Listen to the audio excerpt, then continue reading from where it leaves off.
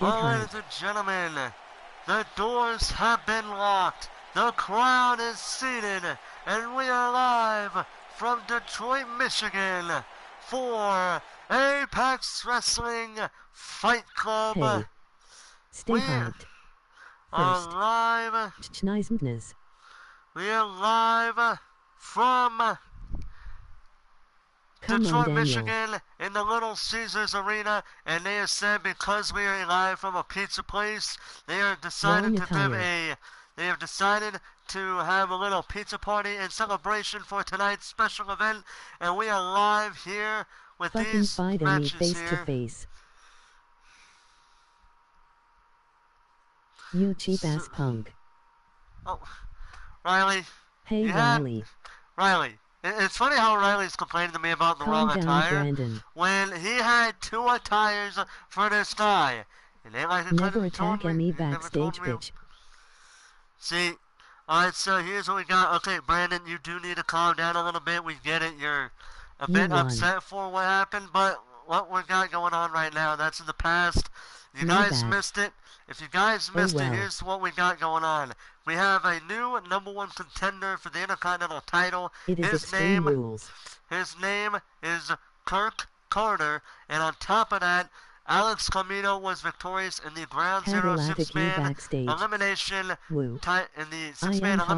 match. And now, because of this, he is set to go up against Riley Wolf's new acquisition, aka his own bodyguard. And now we're getting things going with a very interesting matchup, to say the least. Riley Wolf versus Yuri Kato. This whole match came from the fact of Riley Wolf trying to make a name for himself at Yuri Kato's expense. While this has led to these two men having one fall apiece tonight, it's about who gets the bragging rights.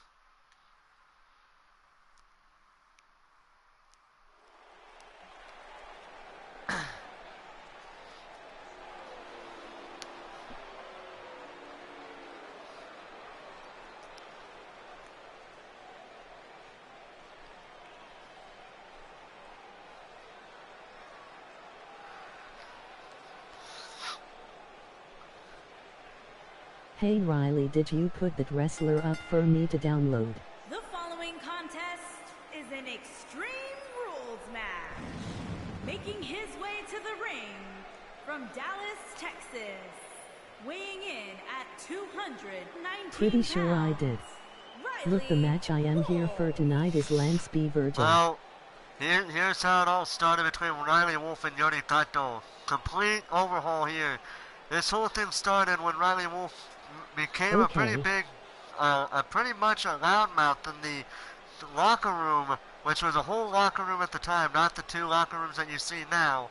But what happened was Riley Wolf said one too many things, and it caught the attention of Yuri Kato, and that would lead to the two in a one-fall match. Kato would go on to win that match. The baseball bat, Riley. Emoji rolling on the floor laughing. But Riley Wolf would get a victory in a revenge match between the two, which has led to this match, to say the least.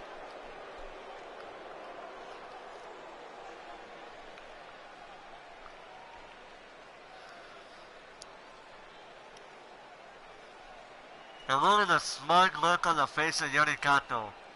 Look at this guy.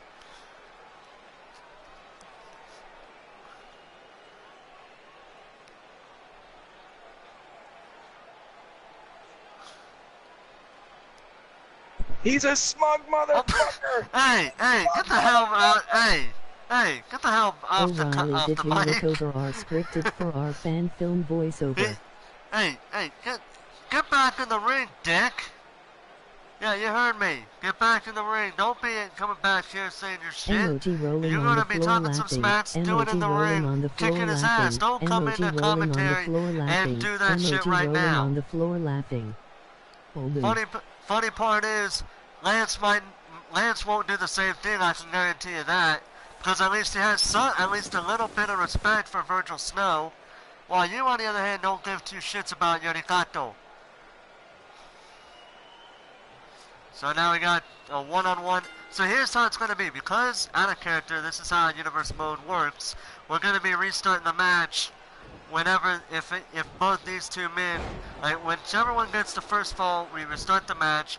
And if this person gets a second fall, then we go on with the next match. And oh man, already looking to do some damage to Yuri Kato's arm.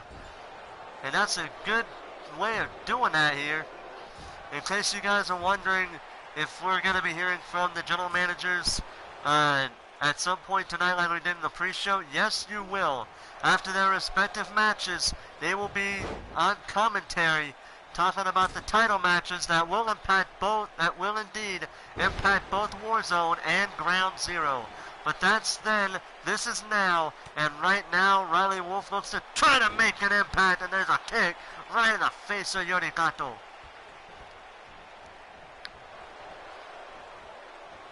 Riley Wolf and Kato have had this pent-up aggression against each other for some time now, and tonight it all comes down to a head. But I gotta wonder what is in the mindset of Riley Wolf. Oh! After he saw his golden boy get his ass kicked by Brandon Murphy. After a very good back and forth matchup between those two men. But right now we got Wolf and Kato looking to try to kick each other's heads off here, because that's the third or fourth time we've seen heads getting off, and Kato looking under the... Oh, he's got a steel chair. Oh, and Riley Wolf stopping the steel chair from being used. Uh-oh. Oh, no, the apron. Oh, no. Oh, no, no, no. Oh, my God. Right on the concrete floor. That is what Fight Club is all about. We don't... For Fight Club, we did not allow padding, but now it looks like we may just not appreciate that decision here. And right now, Kato is in trouble after landing right on the top of his head on that concrete floor. Kato may not be all there now. Uh-oh. Oh, and a back suplex, driving Yuri Kato hard onto that concrete. And now, uh-oh, what's this? Oh no, oh come on! Oh my God, come on, enough of this! Hey freaky art, why allow Wed to use chairs? Oh man. Yes, they are allowed to use steel chairs in an Extreme Rules match. They are allowed, there are no disqualifications and no countouts. But pinfalls and submissions must happen in the ring. And, oh man! Kato is just getting dismantled right now by Wolf.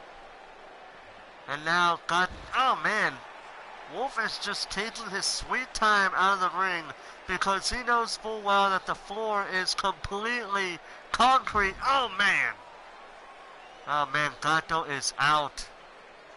There's nothing in my mind saying that he is damn near done, and look at this again. Oh man, I don't know if I can take any more of this, considering how Riley Wolf has just been destructive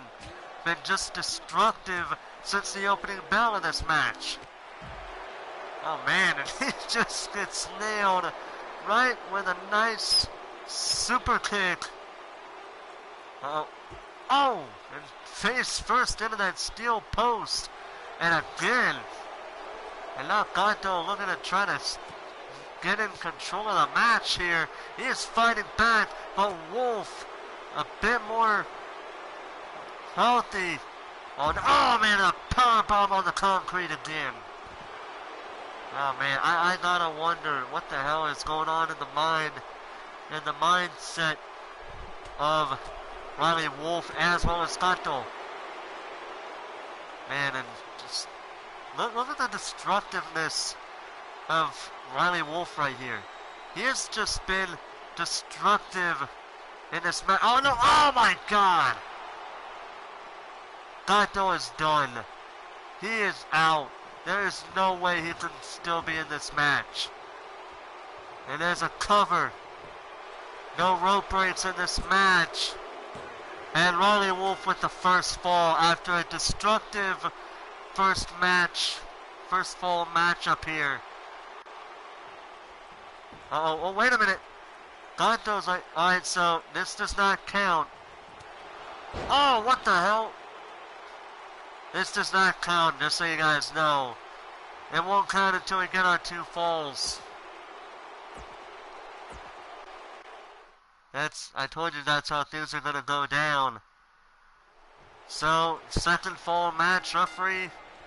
Not hurt at all because that matchup don't count. But I gotta wonder what's going on in the... referee. Oh man, I wonder what's gonna happen here in this matchup for the second fall. Kato is in a lot of pain here after going through the hell that is the concrete floor here. On the floor there, and I gotta wonder if that will take any part in the matchup between Mason Foster and TAMURA in their Intercontinental title match later on tonight. Alright, now Riley Wolf doing it again, just being destructive against Yuri Kato. He is not let up on Kato. And every time Kato did try to find a way to counter, he has not been able to make a comeback. Oh man, that submission hold. Oh, he did not tap out. He may have slammed his hand down, but that is not a tap out.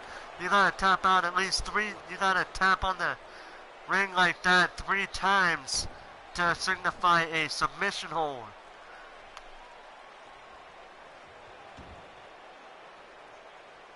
But man, Kato has just been destroyed here tonight.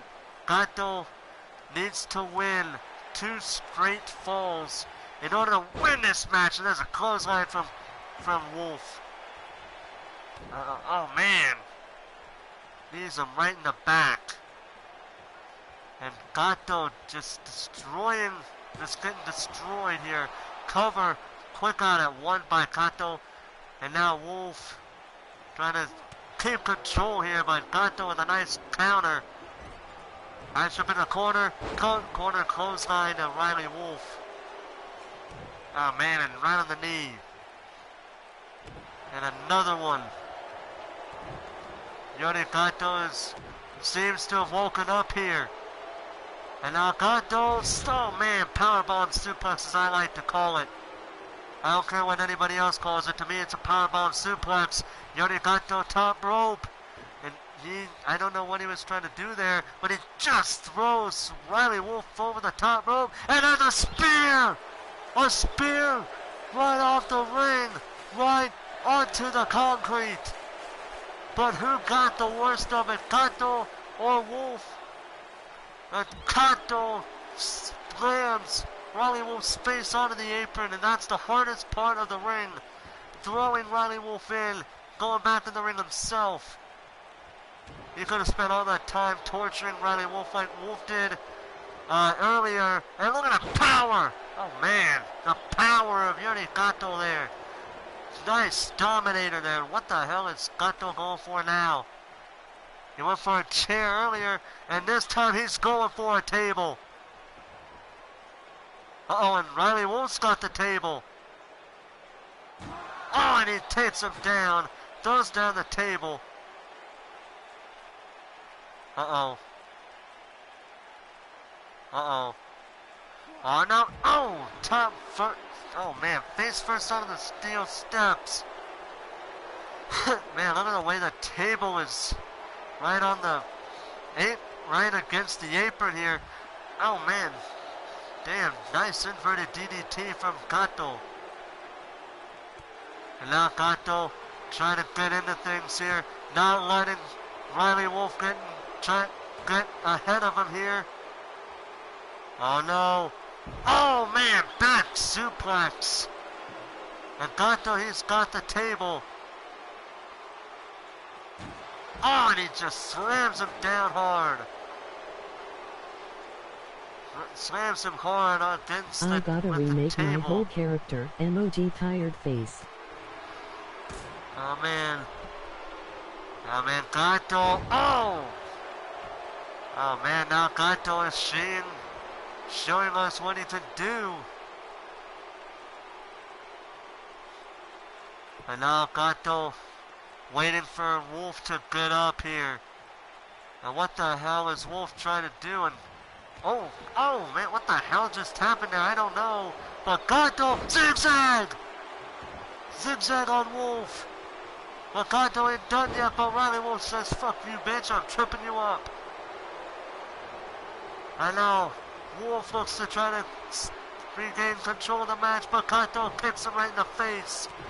And another kick from Wolf, and Wolf. This has been a back and forth match. The first fall was all Riley Wolf. The second fall has looked like to have been all Yuri Kato. And what the hell is Riley Wolf doing here? Oh no. Oh no. No! Oh my god! Powerbomb off the top rope! A powerbomb off the top rope! Cover! 1, 2! Got a 2 by Kato. Riley Wolf thought he was going to get an easy 3 count there, but that did not seem to be the case. Oh no. Oh my god, right in the arm again. For the third time, he has stepped on Yuri Kato's arm, and I gotta think that Yuri Kato's arm has been broken. And that slam may have done it there. Cover. And Riley Wolf, 2 straight falls. No back-to-back. No back-to-back-to-back. No 1-1, then second fall. This was a straight 2-fall victory for Riley Wolf, victorious in his first ever pay-per-view match in Apex Wrestling. The anger, though. Oh my god, dude. Riley Wolf was pissed at what happened between Brandon Murphy and Daniel Harris. My god. 2 straight falls. Oh. Wow, that is just dominant there. But anyway, ladies and gentlemen, we gotta switch gears a little bit. If Riley Wolf wants to get on commentary, he is welcome to do so. But Lance Romance has a match. I am still not done with Riley. So anyway, we got our next matchup. Lance Romance taking on Vergil Snow in a last man standing match. Yes, the match I've been waiting for. This has been an interesting little build-up to this one. This match stems from Lance Romance's hatred toward Vergil Snow after Vergil Snow was given 2 opportunities for the Apex World title. Because he felt like a number of the roster members were being underused, he decided to take a stand. And because of that stand, Lee Anderson has shown respect for Lance Romance, and he decided to make him and a man who calls himself the big businessman of Apex Wrestling, Riley Wolf, as general managers. But tonight, Lance Romance and Vergil Snow going one-on-one in a last man standing match to see who is truly deserving of these bragging rights. You're damn right. But man, I think my man Riley Wolf, my god, he was destructive in that last match. My god, I've never seen him that Lance is the whole reason I am being used more. Yep.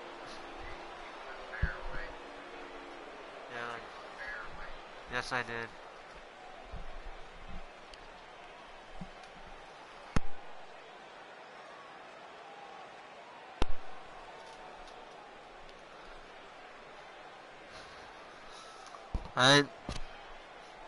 I don't know if Riley Wolf is going to be coming back on commentary or if he wants to wait for the title matches, because our first title match will be after this match. New Hampshire, weighing in at 279 pounds, Lance Roy Man. Lee, can I join commentary? Pretty bored.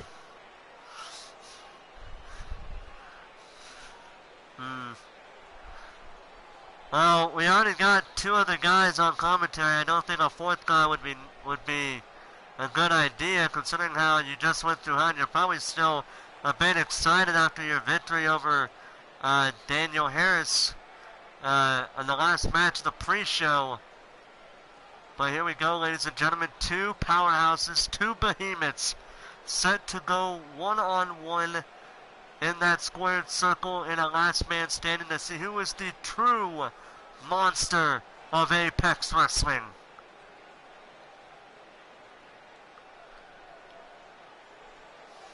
I wish I should help commentary.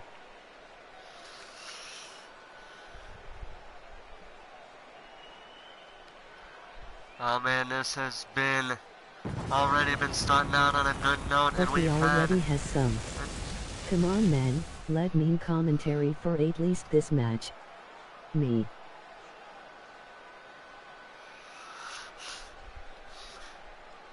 I tell you what, Brandon, I'll tell you what. I will do an after show interview segment for all the winners of the matches, including I'll try to, if I can, I don't know if they all have mics or not, but those who do have mics, if you are willing to friend me on PlayStation, Frankie Force 20, I will gladly do an after show interview segment with you guys real quick, because I gotta do something tomorrow that requires my attention. But regardless, here we go, ladies and gentlemen. Vergil Snow. I accidentally unfriended you and sent you one too. Yeah, I've seen that. I will get to that in a second. And look at Vergil Snow. This man has been a dominant powerhouse during the time he has been here, but the only problem is, as dominant as he has been, he has gotten some very, in my opinion, embarrassing losses. And in my book, I don't know how many more losses he could take. Not really. After what happened with Brandon Murphy the other time. I didn't mean to say it like that, but he was a dominant force in the ring. But surprisingly, it wasn't until after he went after the world title from Japan and a little jet lagged. You see, what happened was he was dominant up until he lost the second world title opportunity, and then after that, he kept getting his ass kicked. To me, it's a bit surprising, but here we go. It's about Brandon Lawrence, like I always said, in a last man standing match. We're gonna see who is. We'll see if Vergil Snow can be the destructive freak of nature we had seen in the past, but not here lately. Oh, nice counter by Snow. Romance stuck underneath that clothesline. Thought he was ready. Thought he was gonna counter it, but he didn't turn around in time to see the clothesline coming up from behind. And there you go, ladies and gentlemen. I knew that ground would play a factor. That is solid concrete right there. No padding whatsoever. Just tweeted out a post-match promo, a must-watch. Okay. We will see that in a minute. But for right now, we'll see that here shortly. Hell, Riley Wolf, it ain't like you can't talk about that after we get you and Romance on commentary. There's a nice clothesline from Romance. I'm going to go lay down. My dad wants to take us boating tomorrow. Oh, okay. Alright. Alright, Eric. If you're going to be in chat, well, okay, just sit back, relax, enjoy the show. But if you're going to bed, like going to sleep, going to bed, then we wish you a good night. And there will be a replay of this uploaded at some point. Most likely it will be uploaded tomorrow, but right now we are in the midst of the live event. But in any case, we wish you a good night if you're going to bed, going to sleep. Oh man, and Vergil Snow is not getting up. Oh, ref out of 10 of 8, and that's not good for Vergil Snow.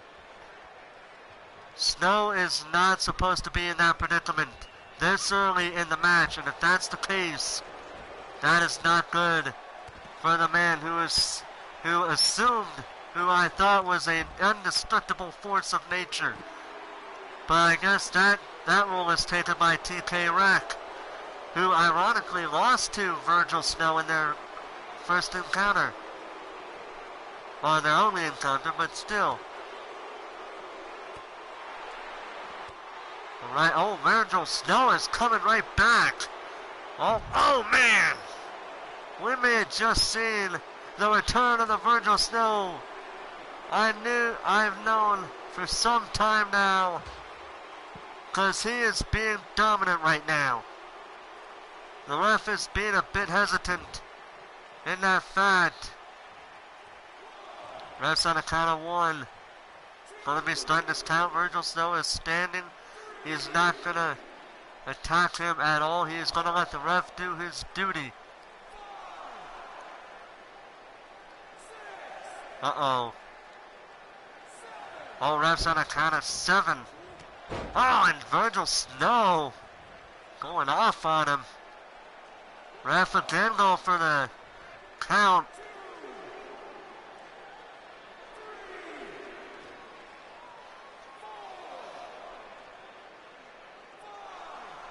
You said duty, ha ha ha ha ha ha ha. I'll be quiet. I don't even need to look to see who that was, because I'm still going to say that. And there's a count of 8. And Roman, oh, knees him right in the chest, almost on the jaw. Oh, nice clothesline there. Lance, come on. Oh man, Vergil Snow's going to stay, and he's going to stay.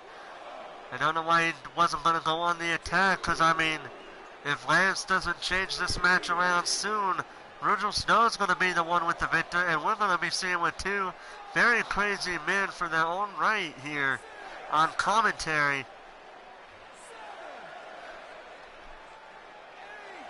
Oh man, and another count of 8, getting up at 8.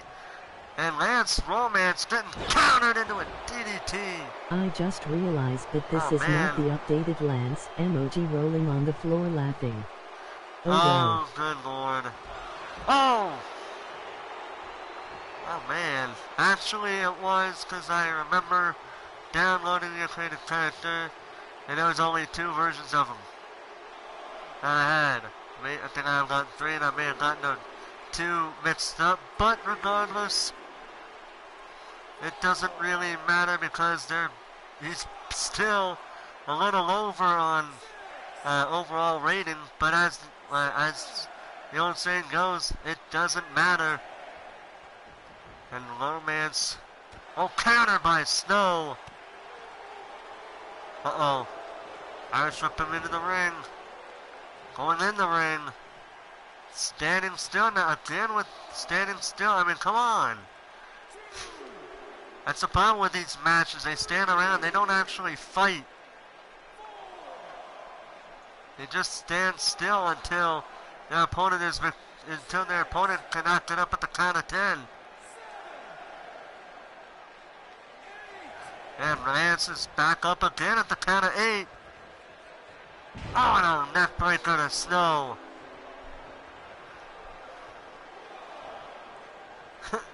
Lance is just walking around, because why not?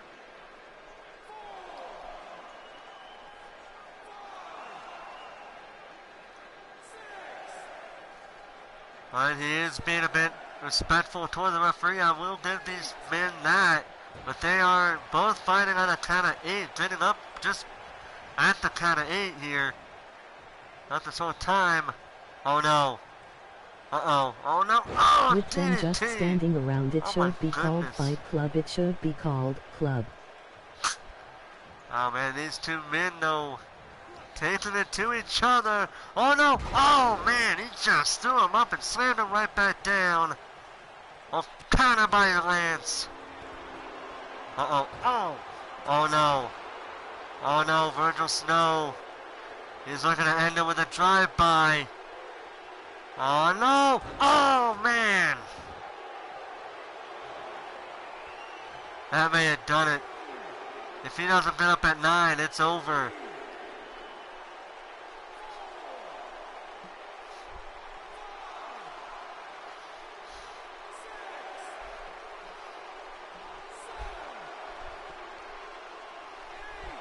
Oh no. Oh, he got up at 9!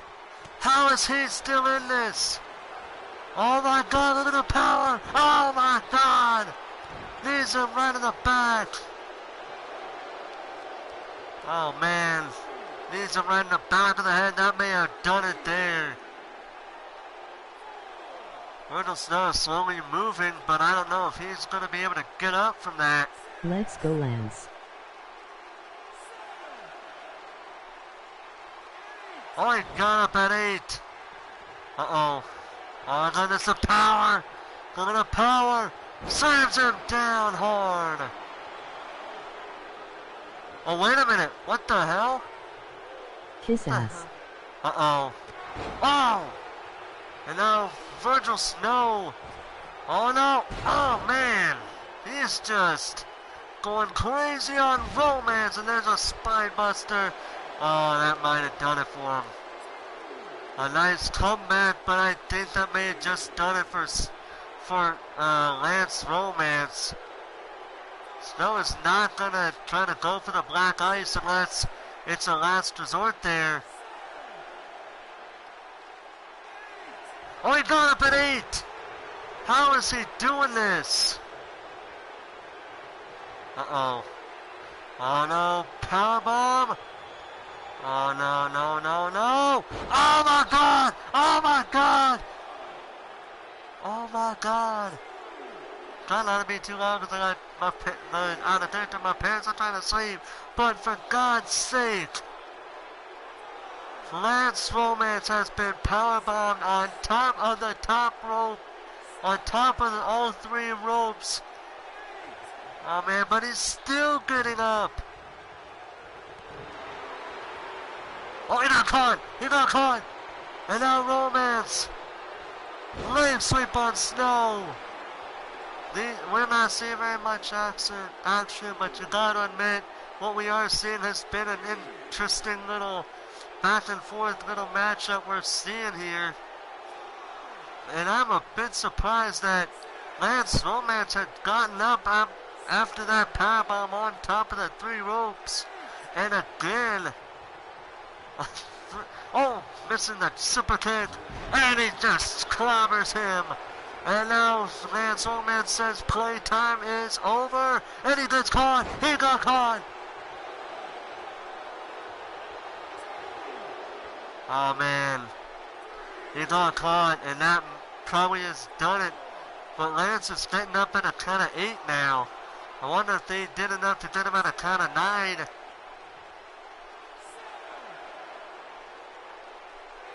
Oh my God, these 2 men are not giving up. They've been getting up at the count of 8 and 9.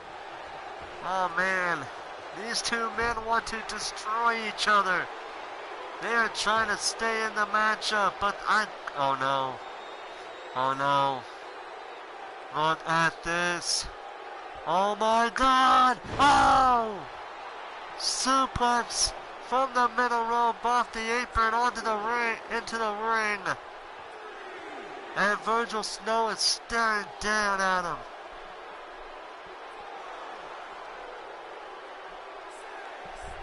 That us game. Oh no. Oh. Oh, it's over. It's over.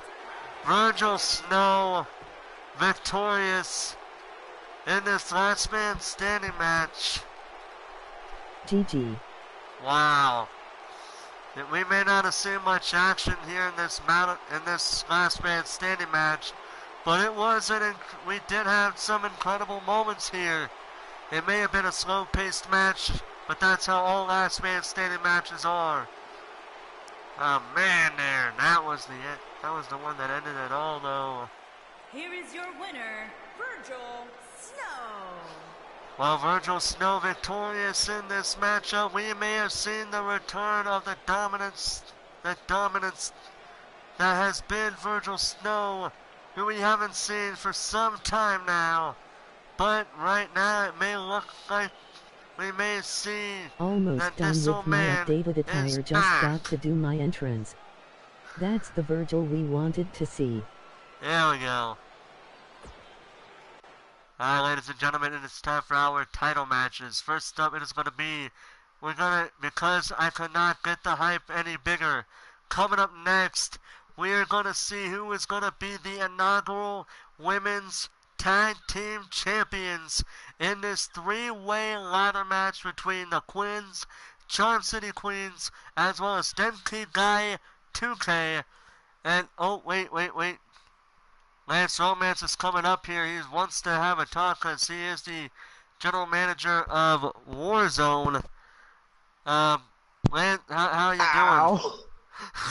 I think I lost a tooth. Oh, man. Trying to stay up for the after show interview. Oh, wait a minute. Oh, wait, here comes Riley. He's coming back out of here.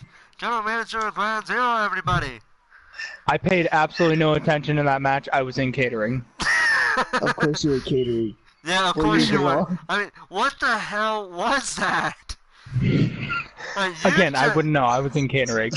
Dude, no, I hope you don't mind. I brought my lemonade. I don't mind at all. I mean, my question to you is, that wasn't even my question. Sure. My question was about. Tell me what happened with my attire and CC. What I mean was to join commentary. No, Murphy, you're not important enough to join commentary. Murphy, I told you, we already have 2 men with me. That's 3 people. I think that's enough. You might be, besides, you're going to be in the potential interview room if we have enough time for me to do that. But, right now, we have our 3-way Women's Tag Team Championship match. Fire and Desire, Charm City Queens, and Denki-Gai 2K. What are you I must add all Ground Zero competitors. Which is an ironic twist there. But in any case, what are your thoughts on these 3 tag teams? I believe that Charm City Queens are going to be coming out with this. I drafted them first out of the women's tag team overall. Fire and Desire I didn't know much about, but decided to give them a chance. And Denki-Gai 2K, I couldn't pronounce their name for like 5 episodes straight. So yeah, I saw them as just okay, the colorful guys. That was so funny how you could not pronounce them. Period. Riley and I defeated that so-called future world champion. That did I get the name wrong again? No, you didn't. I don't think so. Me. Okay. All right, Lance, what are your thoughts? I'm still in pain. man, you gotta admit, Vergil Snow did give you a fight this time. This was a side of Vergil. This is a side of Vergil Snow we hadn't seen for some time now, and I'm glad to see that version of him back again. That's what we all wanted to see. Yeah, since he even started with name redacted. Alright, but here we go, ladies and gentlemen. Fire and Desire, Crystal and Whitney Quinn. These 2 are sisters, hence why they are doing what they're doing right now, walking to the ring. What are your take? What is your take? We just heard about not romance. We heard about Riley Wolf's input on them. What are your thoughts on the Quinn sisters, Lance? And don't use the excuse that you're hurt. Nah. Because I went through a match too. I might have dominated most of the match, but I mean, think I got pain. You know, the funny part is, we actually did the one thing that not very many wrestling companies do, and we actually had a exposed floor where it's all concrete this time, and that may, like I said earlier, this might play a factor on these matches that have been going on, and as shown with Riley Wolf's match with Yuri Kato, because before that first fall was made, he spent a good amount of the time in the first fall outside of the ring with the exposed concrete. I believe that first apron pile driver from the apron to the floor basically got me the whole match.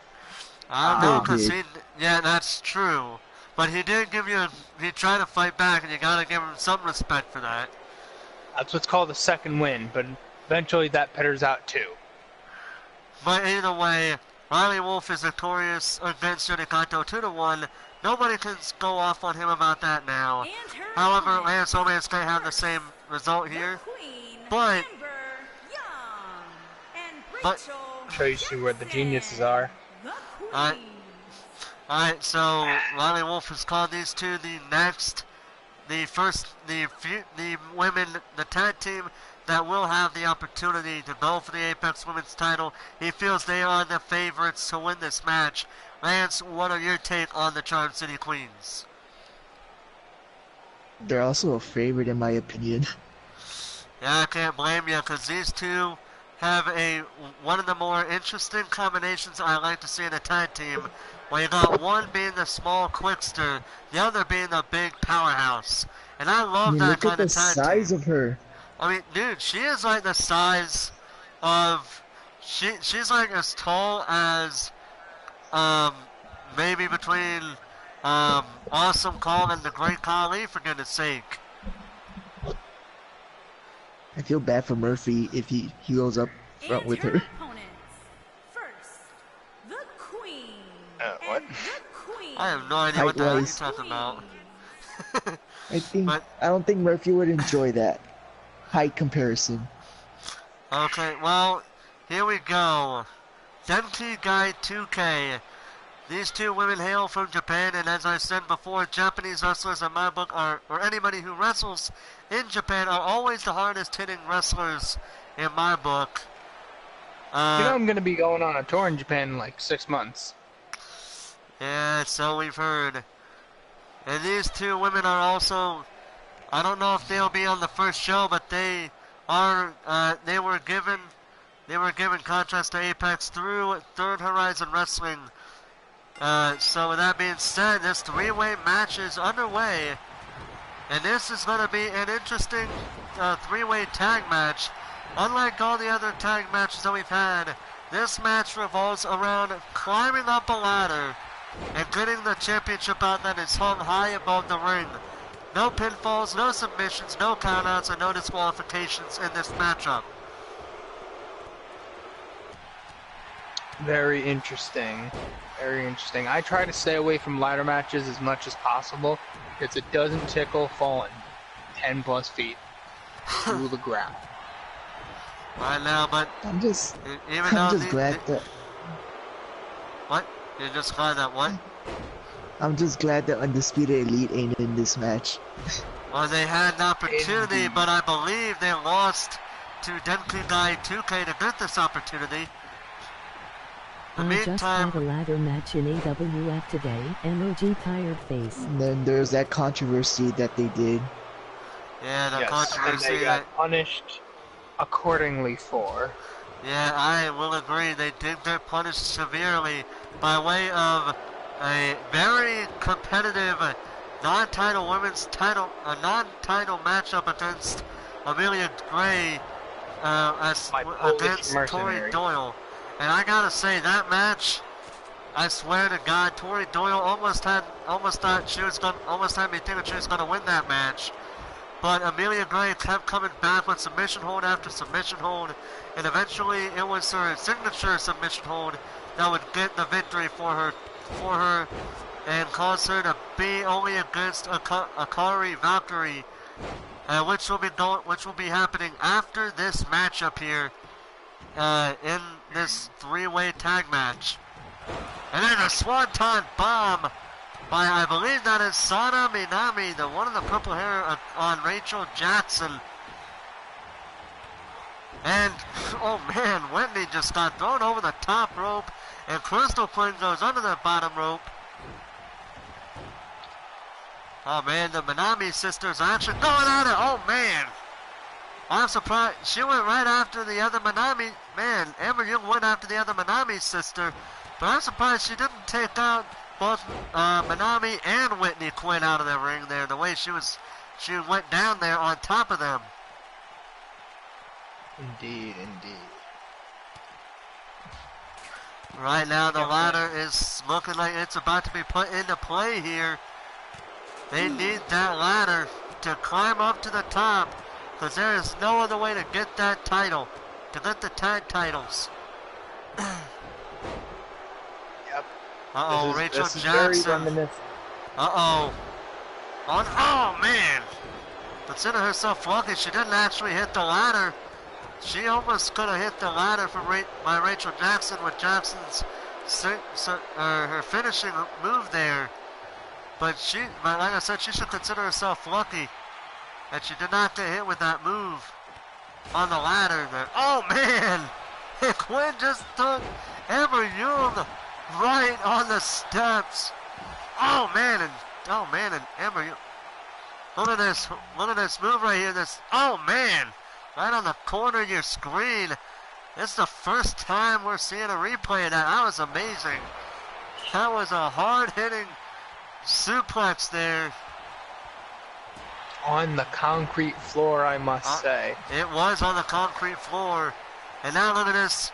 Crystal and Rachel Jackson are going after the blue-haired Manami sister.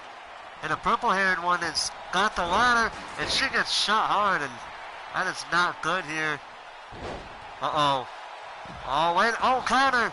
Oh, no, there are no pinfalls there, Crystal. You can't do that. I know you may be a ring veteran here in this case, but that is not the case in this matchup. Pinfalls don't matter in this type of match. A small package doesn't only need to be used as a pin, though. It could use to stretch the limbs. Oh, that is true, though. That is true, and oh man, and Amber Young that's thrown out of right onto the steel post there by Whitney Quinn, and now Quinn measuring Amber, and there's a kick right on the side of the head, knocking her out. Good God. Oh man, that is a hard hitting shot. Wait a minute, Crystal, she's got the belt. Crystal's got the belt. Will she get it? But Manami saves it. Oh, Did she fall? Oh man. Uh-oh. Yeah, she did. Uh-oh. Goodness. She's gonna punish her now.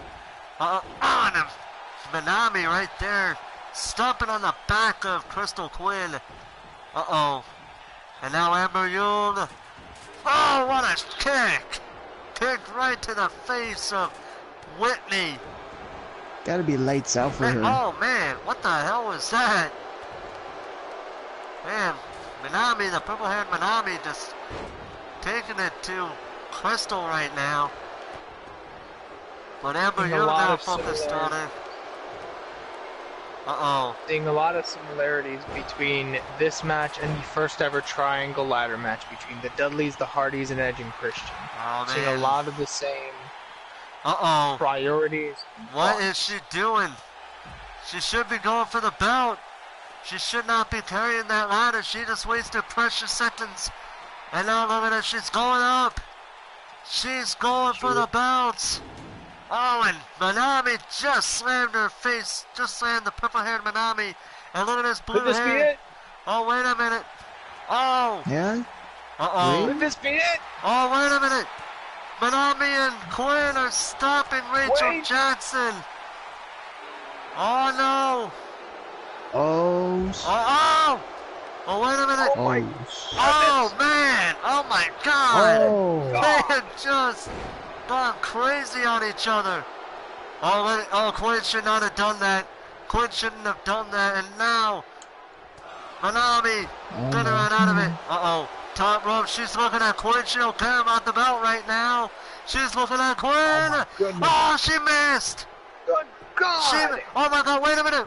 Amber Young on the right. Oh, my God. A power driver on the steel concrete. Oh, my God. Oh, man. Made out of solid steel. They should have done a replay of that, because that was, oh my God, that was destructive.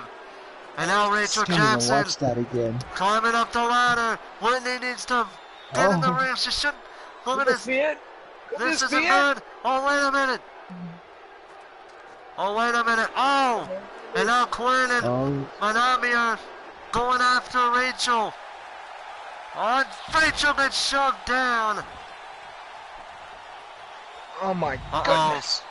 And now wait a minute, Quinn's got the belts. Now she's getting the Manami. prize. Oh my goodness, could this be it? Manami is saving it. Uh-oh. Oh, little Manami saving her sister. Oh! And out goes Whitney. Crystal not avenging her. What the hell is Crystal doing? Crystal, you dumbass. Oh my God. Crystal is a fucking Just like idiot. that. Oh my goodness! She just like walked that. out. Oh my God. Crystal What a is a fucking idiot. What in the hell That was match she was insane. doing? Heel turn. Maybe. I don't know what the hell just happened. I don't even know why Crystal did not avenge her sister and going after the Manami twin that was on the ladder there.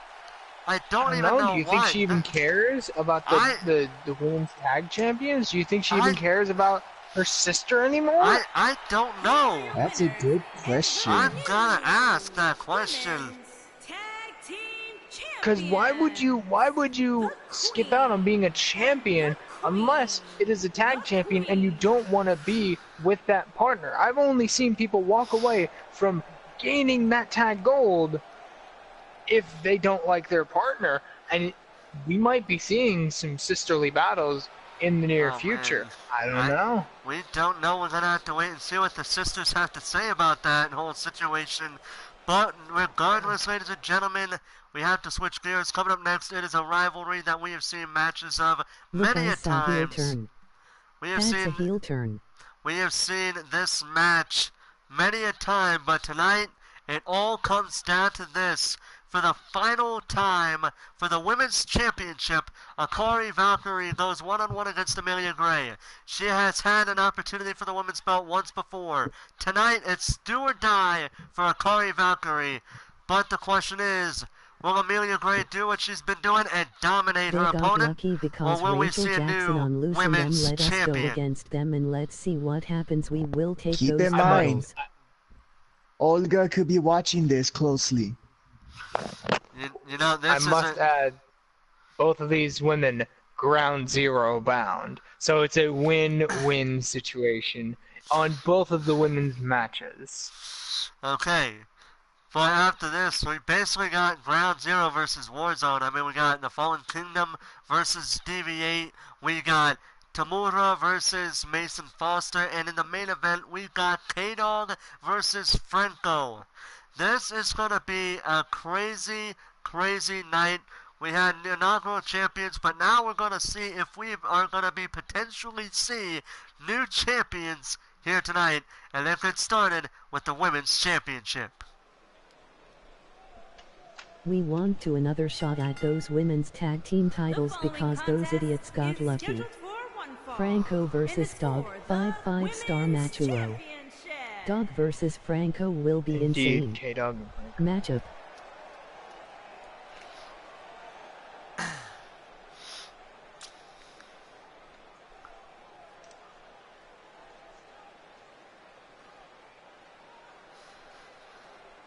Alright, we got Akari Valkyrie making her way to the ring. Taking a sweet time doing it. You can only imagine what's going through her head.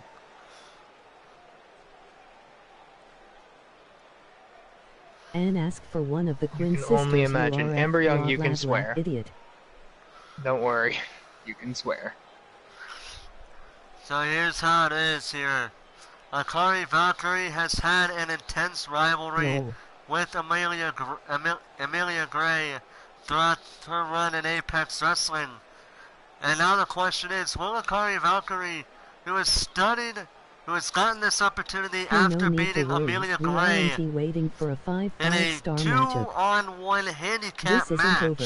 We will The go crazy part about that match, titles. the crazy part about that situation was the fact that Caitlin Hall, who was her partner in this 2-on-1 handicap match, basically did all the work. Akari Valkyrie tied herself in, did the finishing blows, and that was it. So now Akari Valkyrie needs to do or die here. She needs to prove herself that her victory over Emelie Gray in that 2-on-1 handicap match, which has been the very second or third loss, I believe, in her time in Apex Wrestling, because she did go up against Roxana Stone twice, but she would lose both times, but she would win a championship match. She would win the title on her third opportunity for the belt because she was the top-rated pick at the time.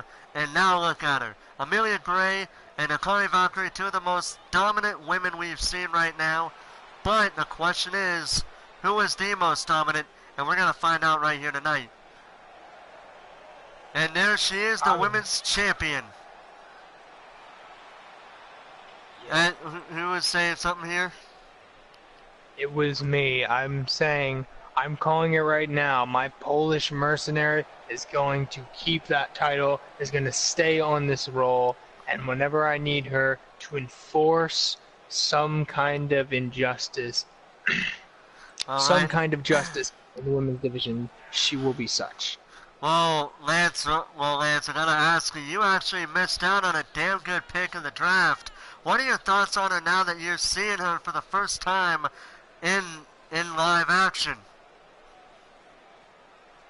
After seeing that, well, yeah, I did miss out. That I feel jealous now. Man, so right now, Amelia Gray, I agree with you. I'm surprised you didn't go for her considering how she was the women's champion. But here's the thing here. She has been on a damn good roll since she became women's champion. She has only lost that one match, that 2-on-1 handicap match, since she became champion. But tonight, the question is, who wants to be champion more? The challenger, who is doing whatever she can to retain the belt, or win the belt, or Gray with the belt, retaining the belt. And there she is, the challenger. A bit excited right here. Introducing the champion. Oh my God, them eyes, no.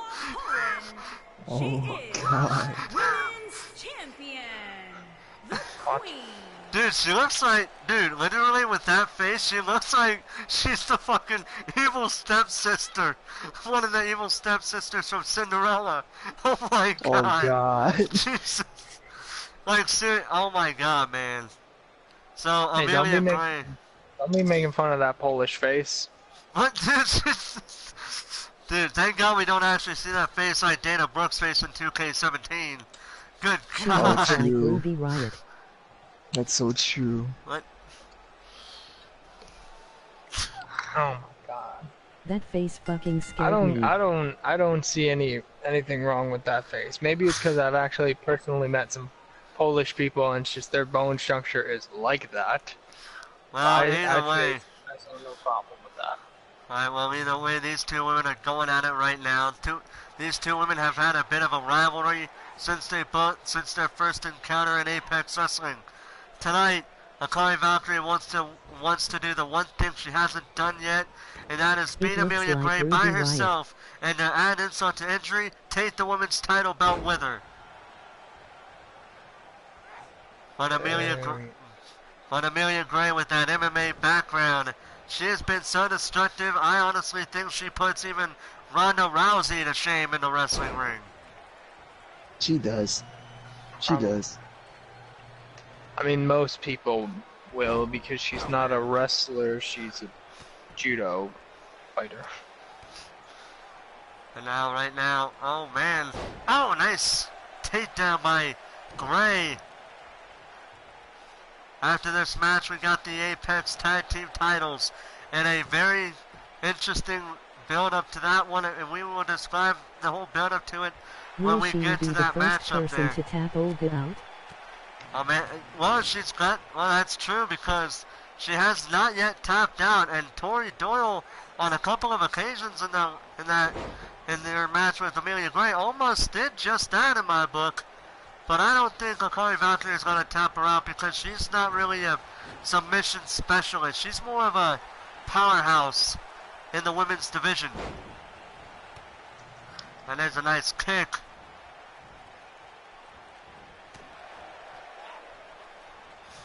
Oh man.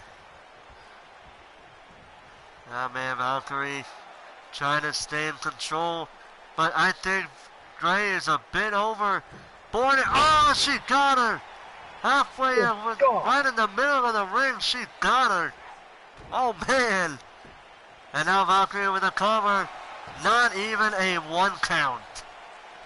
That shows the durability of Amelia Gray. She has shown you don't need to have a pretty face to be a dominant woman in the ring. Why you gotta be making fun of her looks like that? Hey, I'm just saying. You don't need looks to win a match. I mean, unless you're WWE and you're Vince McMahon liking all the blonde chicks. Yeah. You right. Yeah, you gotta look pretty to have at least 5 champions here.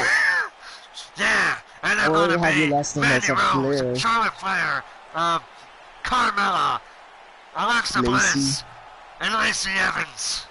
I think they're the only blonde chicks in the main roster right now. Dana Brooke. Oh, okay. Nah. They're the only 5 blonde-haired women in the WWE that matter. I should say. Yeah. That mattered to Vince McMahon. I mean, the fact that she's kept the job. Oh, Valkyrie! Oh! What the hell? How the... Oh my god. First off, why would you even do that elbow right that close to the ropes? Second off, that's the worst thing you could ever do. But she's gonna pay it. She's gonna pay that back with an apron DDT. And now they're out of the ring, but this time there are countouts. Brandon Murphy as Fatal Bullet. And the thing is, Amelia Gray, even though she's not that type of woman, she does have champion's advantage. She can win this match she can lose this match by countout or disqualification, but yet still retain the belt. But like I said, she is not the type of woman to do that. She's the type of woman that will kick your ass unless you kick her ass and knock her out for 3 seconds. Oh, a triangle choke! Oh no! Valkyrie's in trouble, a triangle choke! She's in trouble! Is she gonna tap? Wait! Oh man! Got her with a powerbomb, saving herself. But the question is, oh man, but with that elevated triangle chokehold, now it looks like Gray is in control here. Oh no! Oh wait a minute! Oh now look, her feet are not under the bottom rope, but she is in an inverted dragon sleeper. Will she tap out? Be it. This has gotta be it. And she taps! Valkyrie taps out! Like it has been said. Oh man. Valkyrie did not even stand a chance with the submission holds. At all. In going to see John Moxley this Amelia August, Gray is that that with damn good. I have coined the phrase Polish mercenary for a reason, because she will do her bidding as she pleases. Dude, she will do whatever she has to win that, to retain that belt. And right now, I honestly don't know who can stop this woman based on who we actually have in the Apex Wrestling ring. But even, I mean, don't get me wrong, we do got some pretty damn good women wrestlers in the tag team division. But the thing is, if you're tag team champions, you can't go for the women's belt. But with that being said, we have Olga. Oh yeah, that's true. But speaking of which, we did decide a #1 contender for this match, and it was indeed Olga. Now that's the fight I want to see. That is going to be an interesting matchup, and they're going to be facing each other at the next Apex Wrestling pay-per-view, which will be centered around a Money in the Bank-esque type of matchup, type of pay-per-view. But we still have yet to think of a name for it. But you're welcome to come up with a name with it for us if you're willing to. But now it's time to switch gears. I'm working night and day to figure that out. Alright, now it is time for probably one of the more personal rivalries we have here. The Apex Tag Team title matches.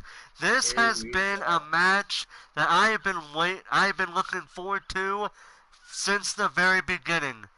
It all started when Malcolm Black came out on an episode of Apex Wrestling. Can't remember which show it was, but he came out and he called the whole tag team division nothing but boys, with 2 men, referring to himself and Bruiser Brad, in that tag team division. DV8 came out, gave them an opportunity. They said, if you can defeat 4 of 6 tag teams before your match at Fight Club, we will give you a tag team matchup, a tag team title match, and they did. And it all comes down to this. Once again, bragging rights right here. The Fallen Kingdom are looking to become tag team champions and prove they are the men of the tag team division, and prove that the DV8 is nothing more than just 2 little boys, while DV8 wants to prove to Fallen Kingdom that they are not little boys, but they are as much as 2 men as the Fallen Kingdom tag team are. And I would say more so men than these Devil's Rejects. They're so rejected that they are rejects of rejects. And now Lance. And they're going to lose. Alright, Lance. I know you're obviously going to be going with your Fallen Kingdom the Fallen Kingdom because they are a part of your show. But I gotta ask, what do you think about DV8 as the tag team champions right now since they became the champions? They put on a good reign, but it's time for the Fallen Kingdom to show why they're the most dominant team ever.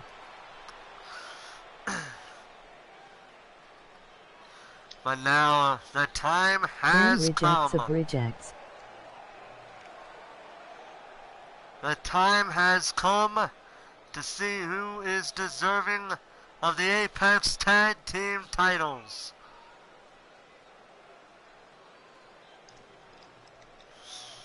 Malcolm Black and Bruiser Brad want nothing more than to show they are a dominant tag team.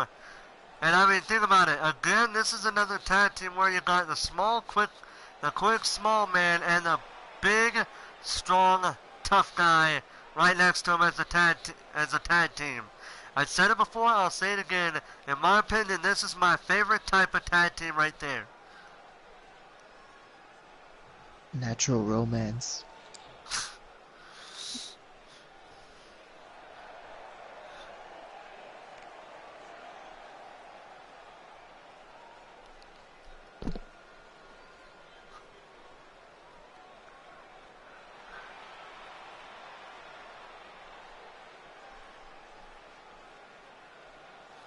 And there you go, ladies and gentlemen. Here come the tag team champions. The only problem I had with them being tag team champions was the fact that Riley Wolf actually used them against his rival Yuri Kato in a 2-on-1 handicap match.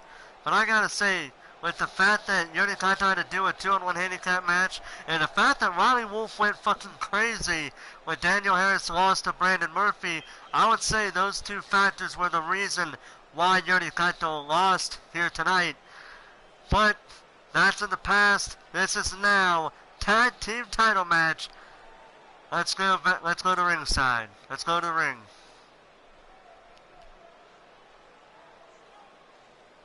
Malcolm Black, the Bruiser, Brad Adams, on the way to the ring. Oh my fucking god. At a combined weight of 709 pounds, Malcolm Black and the Bruiser, Brad Adams, the Fallen. Somebody better check her in case she did not take any drugs before this show. Cause we need a test for sure. And their opponents, at a combined weight of 415 pounds, they are the champions, the superstar, and the emoji superstar, happy tears. the crew. Well, there you go, ladies and gentlemen. The tag team titles up for grabs. We have heard our challengers as well as our champions. But now the question is, who is going to be walking out of here the tag team champions? Warzone's Fallen Kingdom? It's the tag team cowards. Or Ground Zero's DV8. It's funny that Brandon Ace calls the tag team cowards. I'm confused. It's because Brandon Maybe Ace this and previous comment will help. Well, the reason is Brandon Ace is in a tag team with a big dude known as Michael Carter or Carver or whatever. Oh, he's looking for an opportunity, is he?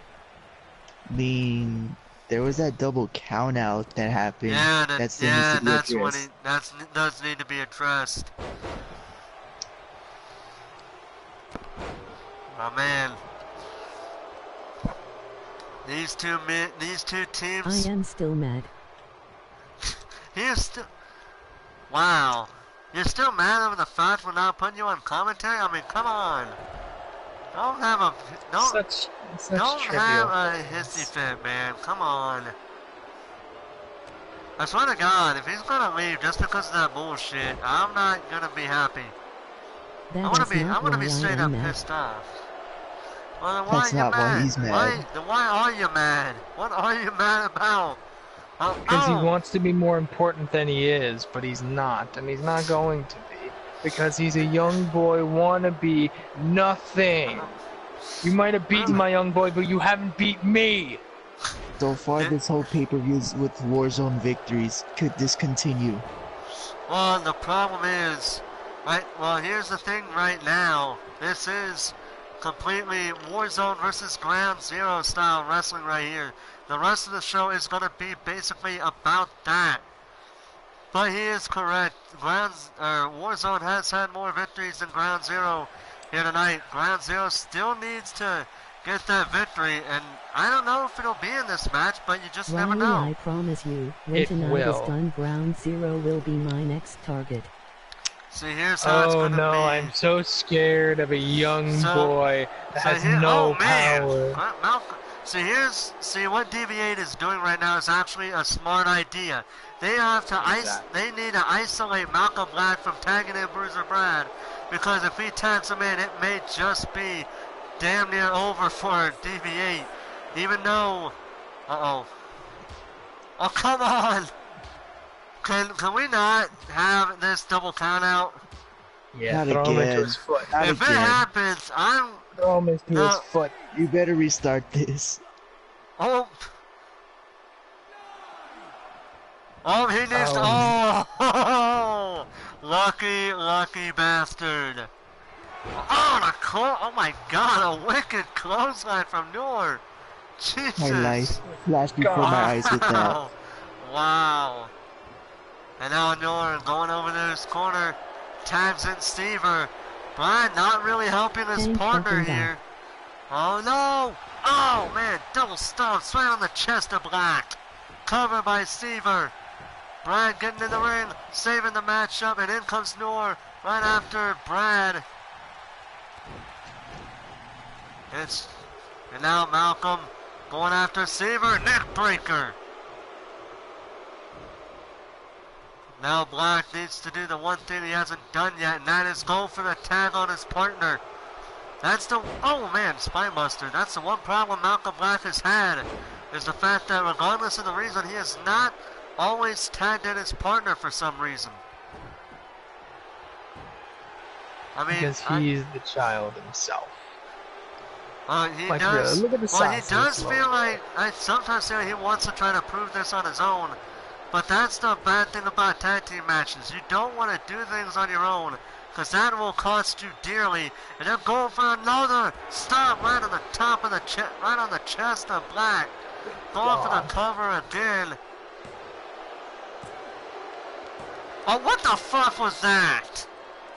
What the hell just... Ha ha ha ha ha! What the hell? You were saying that's what happens when Bruiser... WTF. What the hell just happened? That's the second time the tag team partner did not care for his legal partner. Hate each other. What the hell is going on with these tag team matches tonight? That's the second time. What the hell is going on? Discount fucking team. There we go, and the titles stay on Ground Zero. What? Well, I got something even better to say for this. Since they retain, and since they could be on both brands, the rematch between DV8 and Brandon Ace and Carter will happen on the next Warzone. And if Ace and Carter win, they will get a title opportunity. Oh. Alright, so... So, here's the thing. We had 2 title retentions. Now comes the big ones. The big ones. Okay, and this has I been... am officially done with my attire. ILLDMU the hashtags later. Okay. At least he's not in a suit this time. Alright, well, here's what's going on. This has honestly, in my book, been the most personal rivalry I have ever witnessed. This all the way stems all the way back to Devil's Playground, when at the time an unknown assailant attacked TAMURA backstage after his matchup against Brandon Murphy for the Intercontinental title. After a couple of weeks, it was revealed that Mason Foster shockingly was the man behind the attacks on TAMURA, and because of a backstage altercation and a couple of more attacks involving each other, it has culminated to an Intercontinental Championship Falls Count Anywhere match. And with the fact that we got concrete floors, this match is going to get bloody real fast.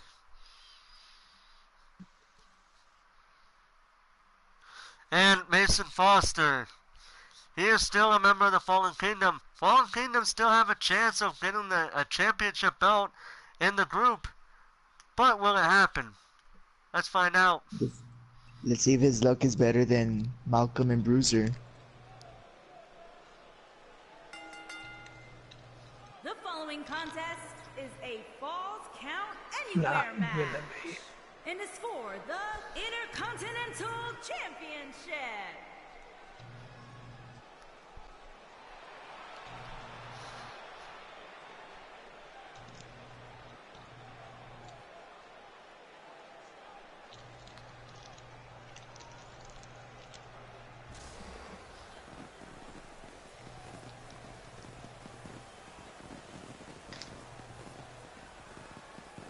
Okay, that's too much pyro.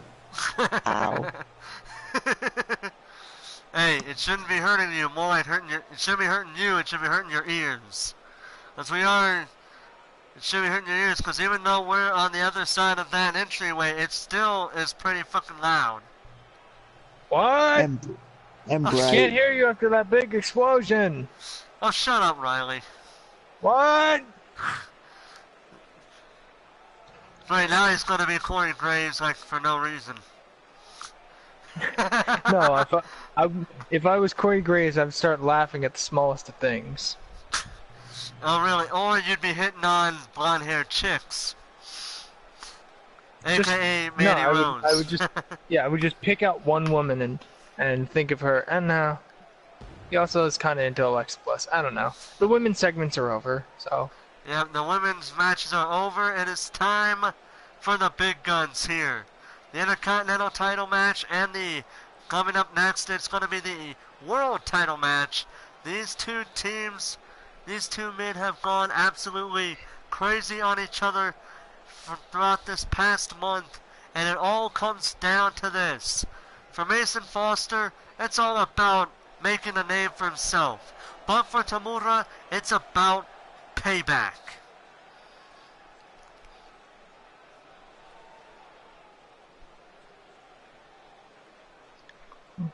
I didn't know.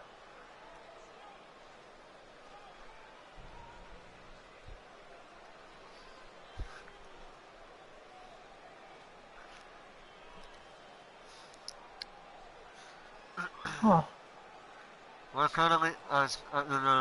are currently awaiting the arrival of TAMURA, and there he is. Took him long enough, jeez. I started to lose patience. And there he is, the Intercontinental Champion. This man has been on a roll since he made his return. And my goodness, this man has had nothing but Mason Foster on his mind. But the question is, will that be his strength, or will that be his potential weakness?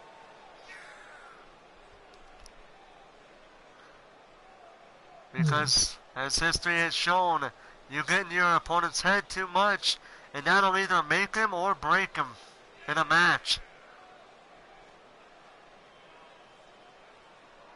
And you can tell how serious TAMURA is right now. He is not, and I mean literally, he is not walking out with any music. He is walking out with no music playing.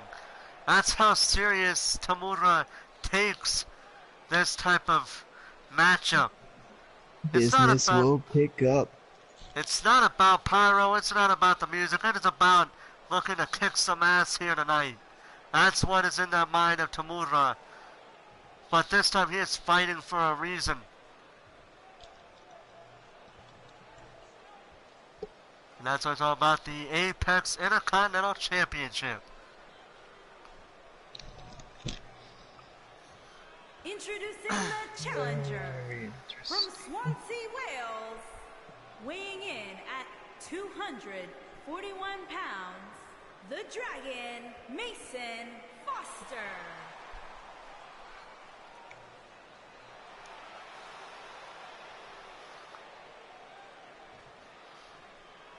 Introducing the champion from Tokyo, Japan. The crowd about to sing Cheers TV show song for his entrance. Emoji okay hand with light skin tone. Intercontinental champion, the Dragon, Tammy Rays.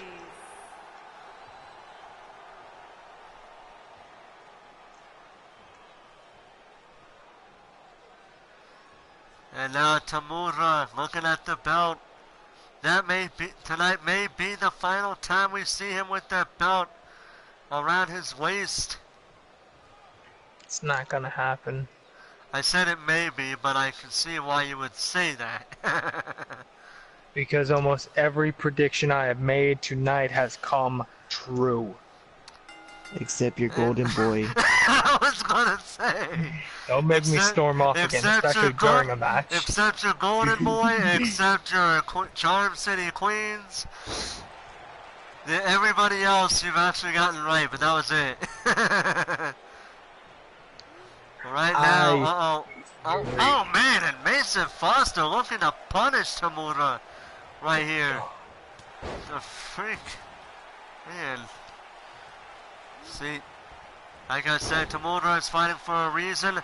Foster is fighting for making a name for himself because that was his reason. He wanted to make an impact. And what? Oh man, TAMURA just leapfrogged over Mason Foster.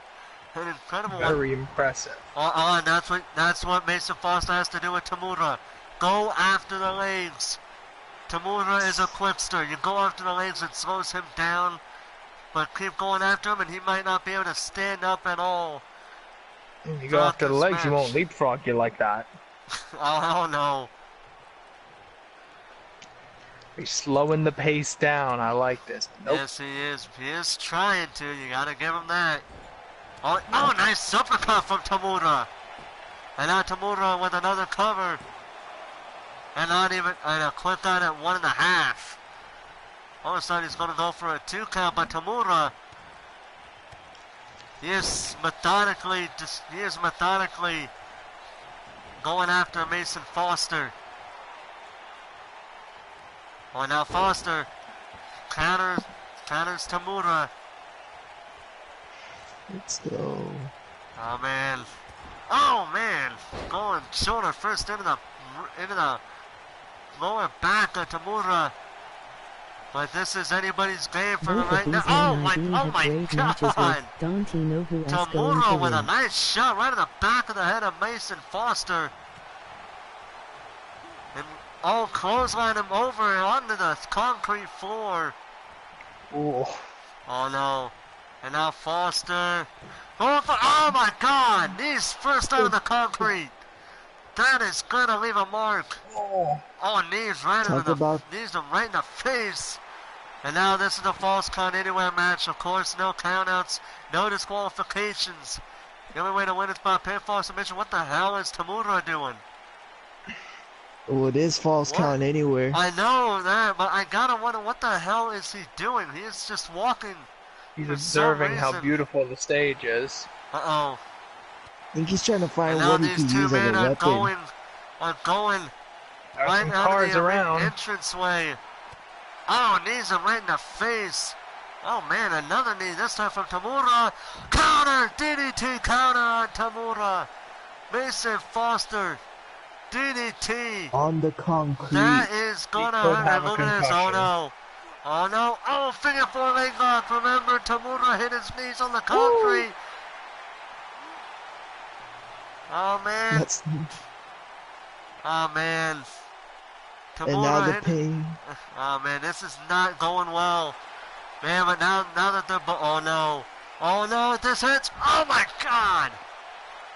DDT on the floor. Cover. And a kick out at 2 by Tamura. Kick out at 2. Tamura is still in it. These two men have been... Oh, wait a minute. What the hell? Oh, my God. What the hell was that? What in the hell was that? Trying to break his knee. No. Oh, no. Snap? More like snap his knee. Oh, sit up. Powerbomb cover. 1. Kick out at 1 by Mason. Quick out at 1 by Foster. And now Tamura looks to end it right here. But I don't think he will. But it may happen because it is on concrete after all. But the knee right on the top of the head. Cover. 1, 2. Oh, and a kick out at 2 by Foster. And Tamura is not happy. Tamura is not happy about that kick out. Oh, what the hell just happened with Mason Foster? Cover after that knee right on the top of the head. What? And a quick out at 1. Tamura needs to stay focused. I know he is pissed off at Foster for what he did, but he's got to stay focused. He cannot get pissed off. Otherwise, that is a potential match gonna end there. Oh, knife edge chop, kick at the lane, knife edge chop. And now, half Nelson suplex. Oh my God. What the hell is Tamura doing? Oh my goodness. Foster. He really likes that. Oh my God. He's getting into some cardio. Oh man. Always good to get some cardio in during the match. I do that every now and from then. behind. Foster He's countered really by admiring the Tamura. stage. Oh no, spine buster. Cover. That may be it. 1.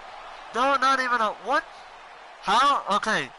I know Mason Foster just went through hell, but how the hell did Mason Foster kick out of that at 1? And now Tamura is going in the ring.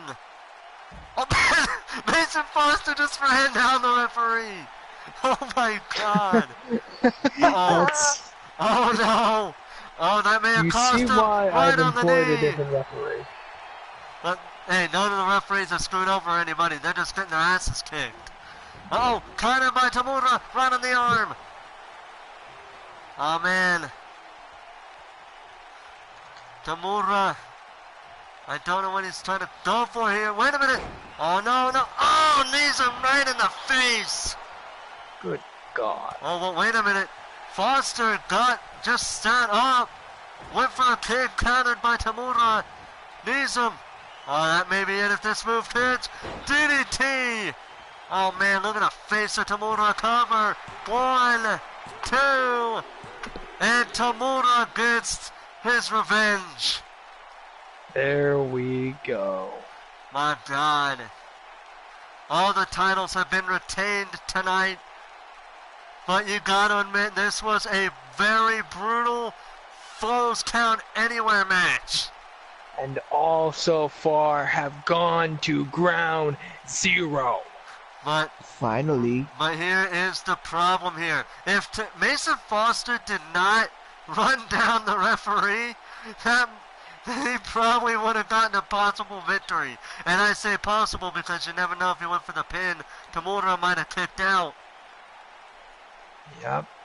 But see, the thing is, remember we were speculating that what if the Fallen Kingdom does a clean sweep tonight? What if they win the entire thing? And it didn't happen. They went 0 for 4. That is your number 1 draft pick, Lance Romance. Remember that. 0 and 4, your number 1 draft. Technically 0 and 3, because it was 2 one-on-one matches and a tag team match. Whatever. All 4 lost. It's still 3-0 for 0 and 3. Remember, Kurt Carter's is eyeing that championship. That's true. Tamura is on ground zero, but Kurt Carter is a new potential threat to him. We'll have to wait and see what happens there. But coming up next, ladies and gentlemen, it is time for the main event. An opponent that was handpicked by KDog himself. Franco Luvetta has been trying, ever since he was chosen by KDog, he has been trying to prove that he is world championship material, and he is even main event material. And he has gotten the support of Tom Doyle. He has gotten the support of almost every main event guy. Except, of course, Riley Wolf over here. What are you talking about? He has my full. I meant Lance Romance. I'm sorry. Yeah. I meant Lance Romance. I fucked up on the fucking thing, but either way. He is my guy, and he's gonna bring Ground Zero the belt and have it be a clean sweep with the title. This would be a clean sweep for Ground Zero if Franco Luvetta could walk out the world champion, and if he does, Ground Zero will never be the same again. For the moment. That's the key word. But here's the thing. KDog is the only person in Warzone to hold a championship belt, but will we see a new champion? You mean the only person to hold the world champion? No, there was one other person before him. Omari. It was KDog, then Omari, then back to KDog. Yeah. So he's the only two-time champion. He's the first and thus far only two-time world champion. And it all comes down to this. Alexa Bliss. The B+ player in my view.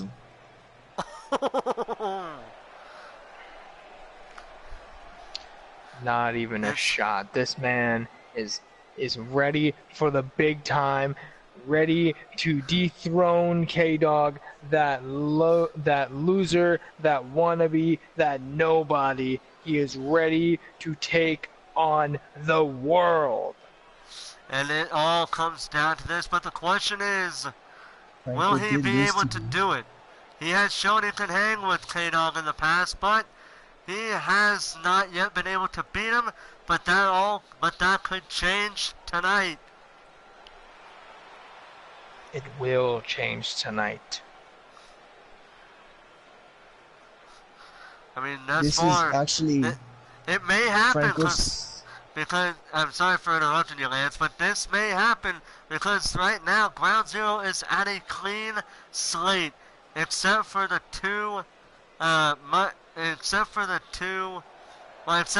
one match when it was Daniel Harris versus Brandon Murphy, but that's beside the point. That's beside the point. Man show-wise, he has had a clean slate. Technically, since Riley won the match, his match, and he's a Warzone competitor. By default, because I can't compete on my own show. And then Vergil also be in the Warzone. I knew you were going to bring that up. I knew you were going to bring all of this up. You know why? Because you're trying to pick any kind of win you can get because you're getting so little of them. But like I said before, that could change with this match. This is honestly the fight for Franco's life. Because, that is true. It is. And I'm glad you agree with that for once. You actually agree with something that even Riley is saying. We agree on a lot more things than you think. I probably would be a bit surprised depending on what it is. Especially TK. Yes, we both hate TK. That's why he's not being given any pushes yet. Anyway, there it is, ladies and gentlemen, the Apex World Championship. Hang on, Beauty. Let's go to ringside, and for the love of God, I hope she doesn't act like she's on drugs. From Toronto, Ontario, and her Canada, mic is on. Weighing in at 198 pounds, Franco.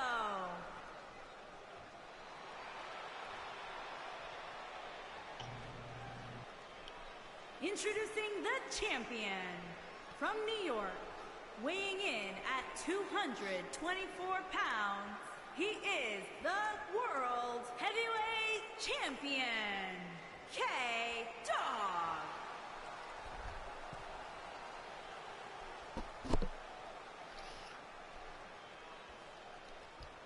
That's what a champion looks like.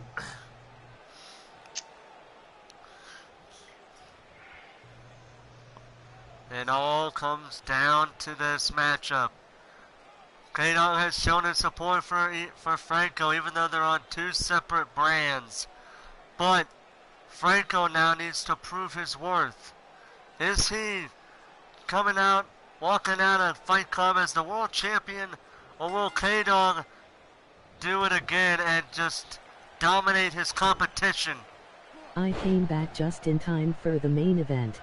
Ain't gonna happen. It ain't gonna happen. I believe in Franco, and I think man, I think everybody in this chat does. Backstabber! Holy Jesus!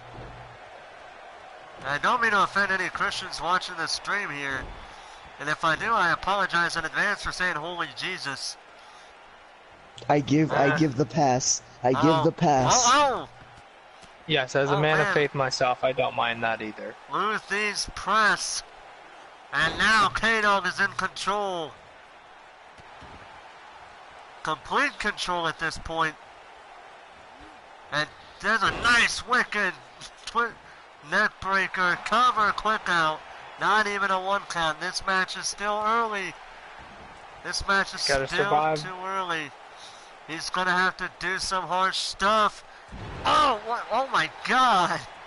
Franco just got hit in the back of the head, but he counters KDog. Oh man! Gotta survive the initial bum rush that KDog usually brings to his fights. Oh yeah, he's got to. If he doesn't do very much countering, he is not gonna last. But look at him now, he is giving a fight. I would like to see Franco win, but at the same time, Dog is a hard man to defeat. You know, that is true. Oh, go to sleep. Oh, wait a minute, no. Oh, Kinshasa! Oh, wait a minute.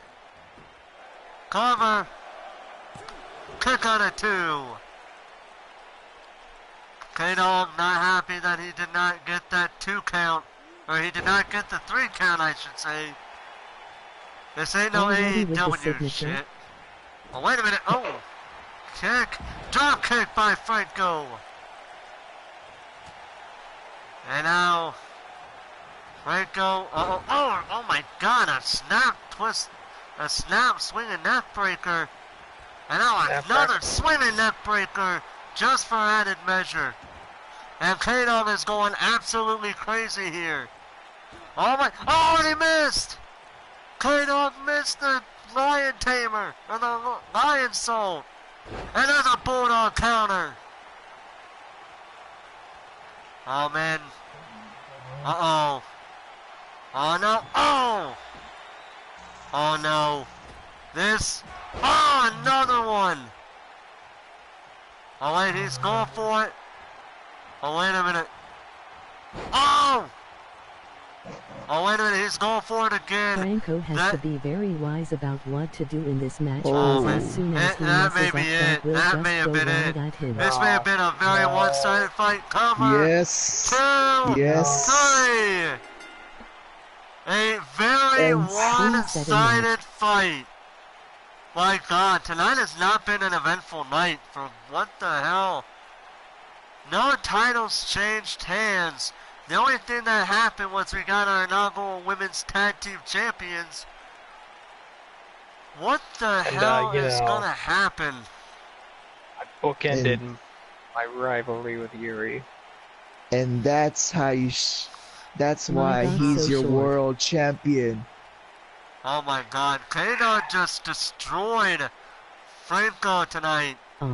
I have never seen a dominant display here in the form of KDog ever since he became world champion a second time. I guess Franco was not as worthy as he thought he was. B+. Oh, KDog's like, get your hand off me, bitch. So now the question is... disrespectful champion. So I gotta wonder, who is gonna be in the next in line for the world title? In this company is the I might actually possibly have an answer to that, because here. I have in the Twitter video my post-match promo. I did say, even though Yuri did not defeat me, I will give him a shot at a number one contenders match on the next Ground Zero against the Golden Boy, Golden Daniel Harris. Even though he got his ass kicked by Brandon Murphy, you're giving Daniel Harris... Yuri. So did Yuri, but both of them put up a big enough fight. So you're awarding the losers. Why are you not rewarding the winners? I mean, think about it for a second here. Brandon Murphy did the one thing that so you're saying I should get a world title match? No, what I'm saying here is... well, first off, he's on your... Wait. First off... Brandon Murphy deserves an opportunity after a very good matchup against your golden boy, Daniel Harris. And number two, if you want a fucking rematch against Brandon Murphy, then hey, go for it. But my thing is, you're giving the losers an opportunity for something that they really did not earn after tonight. Like I said, favoritism at its finest. Riley, I gotta say... Favoritism is not a problem if you're picking the greatest. But the greatest would have been the winners, not the losers. Oh wait, that was pretty much everybody except your golden boy, Daniel Harris. So we're gonna reward somebody that won on a pre-show? Excuse me for a second here. You're doing the same thing with Daniel Harris. Because Daniel Harris was on the pre-show. Because he was on a pre-show. I'm rewarding him because he is loyal to me, and I see... So it is favoritism. You're being picky with your... No, it's just like... If that wasn't the case... Now listen. If that wasn't the case, why are you picking somebody who lost tonight an opportunity for something that the winner of the match that he lost to truly deserves? Or is it because you're still in the mindset of Daniel Harris, still thinking that even though Brandon Murphy won, he's still a jobber? Is that what you're telling me? He is. I beat Brandon Murphy because he's a nobody. He will always be a nobody. Now, what? He won a pay-per-view pre-show. I'd like to see him get on the main show for once. You know what? He's not going to be on the main show because he's a nobody. Here's what's going to happen. And it's going to happen on Lance's show because technically you're on his show. So Brandon Murphy will go up against you one-on-one. And if he wins, he will be facing the winner of Daniel Harris versus Yuri Kato on your show the week after. Okay. Are we clear about that? That can be Since you want to open your mouth, it's time for you to actually fight the fight. I've backed up every single word I've said. Can you think of a word I've said that has never been backed up? Yeah, the fact that your golden boy would kick Brandon Murphy's ass tonight. Involving me. I mean, there was that one match against me. And there was that match that you lost to Yuri Kato when you first won your match. So here's what's going to happen, alright? We're going to end the show, but we already got our 2 matches confirmed for our first 2 post-Apex Wrestling Fight Club episodes. On Warzone, it is going to be Riley Wolf versus Brandon Murphy, and if Murphy wins, he faces the winner of Yuri Kato and Daniel Harris, which will be on Riley Wolf's show. So next week we will be doing, and after that, if that happens, we will be doing a coin flip for the week after, and whichever show wins that coin flip will be the one to host that match. Are we clear on that? Alright, sounds good to me. Alright, so there's your 2 matches confirmed. But if Brandon Murphy does not beat Riley Wolf, then Yuri Kato versus Daniel Harris will go on, where the winner will face KDog for the world title at the next Apex Wrestling pay-per-view event. Indeed. Alright? Sounds very good. Lance? Good luck, Riley. You're gonna need it. I'm not gonna need it for a young boy nobody like Brandon Murphy. Alright. We're not starting no more bullshit. We gotta end the show here, guys. We hope you guys enjoyed. If you did, forget to get hit the that new like, Murphy add it to attire. faves, share it with your friends on Facebook and Twitter. You want to see some more Apex Wrestling content, hit that subscribe button. And if you want to know we go live with Apex Wrestling, hit that bell notification. And until next time, ladies and gentlemen, I've been joined by the general manager for Warzone, Lance Romance, as well as the general manager for Ground Zero, Riley Wolf. Riley. I am Check your Forrest DM on Walpole, Twitter. commentator for Apex Wrestling, saying good night and goodbye, and until next time, Forrest Walpole signing off.